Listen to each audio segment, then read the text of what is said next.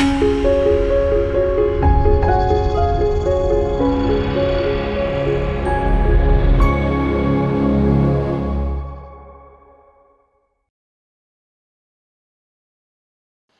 మాతరం. నేను మీ journalist Navata. Welcome to R voice. చీపురు తిరగేసి కొడితే ఇలాగే ఉంటుంది. ప్రస్తుతం ఢిల్లీ రాజకీయాల్లో వినిపిస్తున్న హాట్ కామెంట్ ఇది. ఆమ్ ఆద్మీ పార్టీకి ఆయుపట్టుగా ఉన్న రాజ్యసభ ఎంపీల బృందాన్ని చీల్చి మెజారిటీ సభ్యులతో బీజేపీలో విలీనం చేశారు రాఘవ్ చడ్డా. ఇప్పుడు దేశ రాజకీయాలు శాసించే స్థాయికి చేరుకున్నారు. ఇటీవల కాలంలో దేశ పార్లమెంట్లో ఆప్ ఎంపీ రాఘవ్ చడ్డా విస్తృతంగా ప్రశ్నలు వేస్తున్నారు. ప్రజా సమస్యలపై మాట్లాడుతున్నారు. మరే పార్టీ ఎంపీ కూడా ఈ స్థాయిలో ప్రశ్నించిన దాఖలాలు కనిపించలేం లేదు. టెలికాం కంపెనీల మోసాల నుంచి మొదలు పెడితే ప్రభుత్వ పనులలో జాప్యం వరకు ప్రతి విషయంలోనూ ప్రశ్నిస్తూనే ఉన్నారు రాఘవ్. దీంతో అతని గురించి జాతీయ మీడియాలో విస్తృతంగా చర్చ నడుస్తుంది. ఇన్ని సంవత్సరాలకు ప్రశ్నించే గొంతుక పార్లమెంట్లో ప్రజా సమస్యల మీద మాట్లాడుతుందని మీడియాలో కథనాలు ప్రసారమయ్యాయి. రాఘవ్ పార్లమెంట్లో ప్రశ్నించిన తీరును సాధారణంగా మరో పార్టీ అయితే ఖచ్చితంగా నెత్తిన పెట్టుకునేది. కానీ ఆమ్ ఆద్మీ పార్టీ మాత్రం అతడు ప్రశ్నిస్తున్న తీరును పట్టించుకోలేదు. పైగా అతడిని పార్టీకి సంబంధించిన నాయకుడు కాదు అన్నట్టుగా ప్రవర్తించింది. కొన్ని సందర్భాలలో అతని గురించి మాట్లాడటం అనవసరమని ఆ పార్టీ నాయకులు చెప్పడం విశేషం. పార్టీ అధినాయకత్వం రాఘవ్ ని దూరం పెట్టడం మొదలుపెట్టింది. దీంతో అతడు తన రాజకీయ ప్రయాణాన్ని మరో విధంగా మొదలు పెట్టాలని అనుకున్నాడు.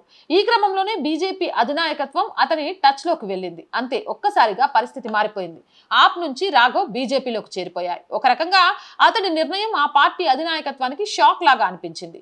అతడు పార్టీలో చేరడం మాత్రమే కాదు, కేంద్ర మంత్రి పదవి కూడా లభిస్తుందని తెలుస్తోంది. త్వరలోనే ఆయన కేంద్ర మంత్రి అవుతారని వార్తలు వినిపిస్తున్నాయి. ఇటీవల కాలంలో ప్రజల సమస్యల మీద రాఘవ్ కీలకంగా మాట్లాడుతున్నారు. ముఖ్యంగా వినియోగదారుల నుంచి టెలికాం కంపెనీలు అడ్డగోలుగా వసూలు చేయడం, వినియోగించని డాటాను కస్టమర్ల ఖాతాలో జమ చేయలేకపోవడం, అనవసరమైన ఛార్జీలు వినిపించడాన్ని ఆయన తీవ్రంగా తప్పుపడుతున్నారు. ఆయన ప్రశ్నిస్తున్న తీరు పట్ల యావత్ దేశం మొత్తం ఆసక్తిగా గమనించింది. సోషల్ మీడియాలో అతనికి సపోర్టుగా ఇప్పటికే ఒక ఉద్యమం నడుస్తోంది. అయితే రాఘవ్ వ్యవహరిస్తున్న తీరు ఆప్ అధినాయకత్వానికి ఇబ్బందిగా అనిపించినట్లు తెలుస్తోంది. అందువల్లే అతడికి అంతగా సపోర్ట్ ఇవ్వడం లేదు. దీంతో రాఘవ్ కూడా బీజేపీలో చేరాలని అనుకున్నారు. తన సమ్మతిని బీజేపీ నాయకత్వానికి వెల్లడించారు. అది అతడి వ్యవహార శైలి నచ్చిన బీజేపీ అధినాయకత్వం అతడి రాక పట్ల సుముఖత వ్యక్తం చేసింది. నిన్నటి వరకు విపక్ష బెంచీలో కూర్చొని ప్రభుత్వాన్ని నిలదీసిన చడ్డా త్వరలోనే మోదీ కేబినెట్ లో కేంద్ర మంత్రిగా ప్రమాణ స్వీకారం చేయబోతున్నారనే ప్రచారం సర్వత్రా ఆసక్తిని రేపెత్తిస్తోంది.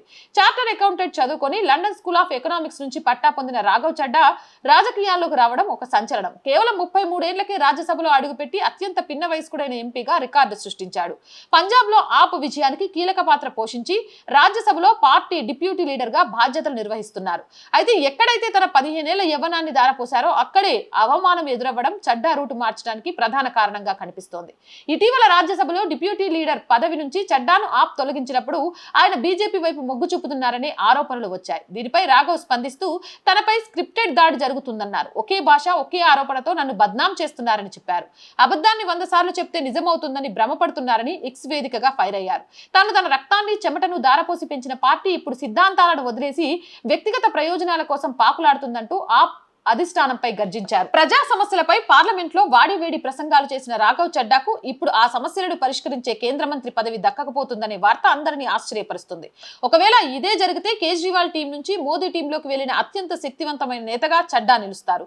త్వరలోనే దీనిపై క్లారిటీ రానుంది. గల్లీ నుంచి ఢిల్లీ దాకా ఎదిగిన రాఘవ్ చడ్డా రాజకీయ జీవితం ఇప్పుడు కొత్త మలుపు తిరుగుతుంది. ఇది ఆయన ఎదుగుదలకు సోపానమా లేక ఆమ్ ఆద్మీ పార్టీ పతనానికి ప్రారంభమా అన్నది కాలమే నిర్ణయించారు. జై హింద్, జై భారత్. మోర్ వీడియోస్ కోసం our group of channels, our voice, our political, our Sanskriti 3 channels ని సబ్స్క్రైబ్ చేయండి.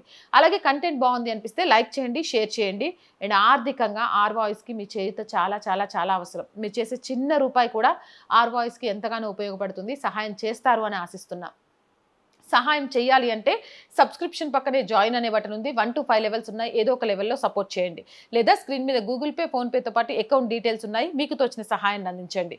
వ్యాపార ప్రకటనల కోసం 8328500576 నెంబర్ని సంప్రదించండి. జై హింద్, జై భారత్.